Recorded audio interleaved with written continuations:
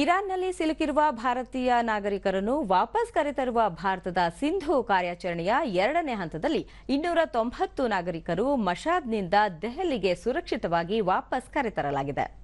ಇದರಿಂದ ಇದುವರೆಗೆ 1117 ಭಾರತೀಯರನ್ನು ಇರಾನ್ನಿಂದ ವಾಪಸ್ ತಾಯ್ನಾಡಿಗೆ ಕರೆತಂದಂತಾಗಿದೆ.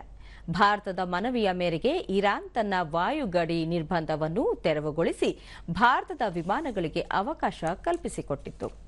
ಇದೇ ವೇಳೆ ನೇಪಾಳದಿಂದ ಇರಾನ್ಗೆ ತೆರಳಿದ ವಿದ್ಯಾರ್ಥಿಗಳನ್ನು ಸಹ ಆಪರೇಷನ್ ಸಿಂಧು ಕಾರ್ಯಾಚರಣೆ ಮೂಲಕವೇ ವಾಪಸ್ ಕರೆತರಲಾಗಿದ್ದು, ಇದಕ್ಕಾಗಿ ನೇಪಾಳದ ವಿದೇಶಾಂಗ ಸಚಿವ ಆರ್ಜು ರಾಣಾ ದೇವುಬಾ ಅವರು ಭಾರತದ ವಿದೇಶಾಂಗ ಸಚಿವ ಡಾ ಎಸ್ ಜೈಶಂಕರ್ ಅವರಿಗೆ ಕೃತಜ್ಞತೆ ಸಲ್ಲಿಸಿದ್ದಾರೆ. ನೇಪಾಳಿ ನಾಗರಿಕರ ಸ್ಥಳಾಂತರಿಸುವಿಕೆಯಲ್ಲಿ ಭಾರತದ ಬೆಂಬಲವು ನೇಪಾಳ ಭಾರತ ಸಂಬಂಧಗಳ ಬಲದ ಪ್ರತಿಬಿಂಬವಾಗಿದೆ ಎಂದು ದೇವುಬಾ ಹೇಳಿದ್ದಾರೆ. ಸಾಮಾಜಿಕ ಮಾಧ್ಯಮ ಪೋಸ್ಟ್ನಲ್ಲಿ ಶ್ರೀಲಂಕಾದ ವಿದೇಶಾಂಗ ಸಚಿವಾಲಯ ಈ ಒಗ್ಗಟ್ಟಿನ ಕಾರ್ಯಾಚರಣೆ ಶ್ರೀಲಂಕಾ ಮತ್ತು ಭಾರತದ ನಡುವಿನ ಬಲವಾದ ಮತ್ತು ಶಾಶ್ವತ ಪಾಲುದಾರಿಕೆಯ ಪ್ರತೀಕವಾಗಿದೆ ಹಾಗೂ ದ್ವೀಪ ರಾಷ್ಟ್ರದ ಜನರಿಂದ ಮೆಚ್ಚುಗೆ ಪಡೆದಿದೆ ಎಂದು ತಿಳಿಸಿದೆ.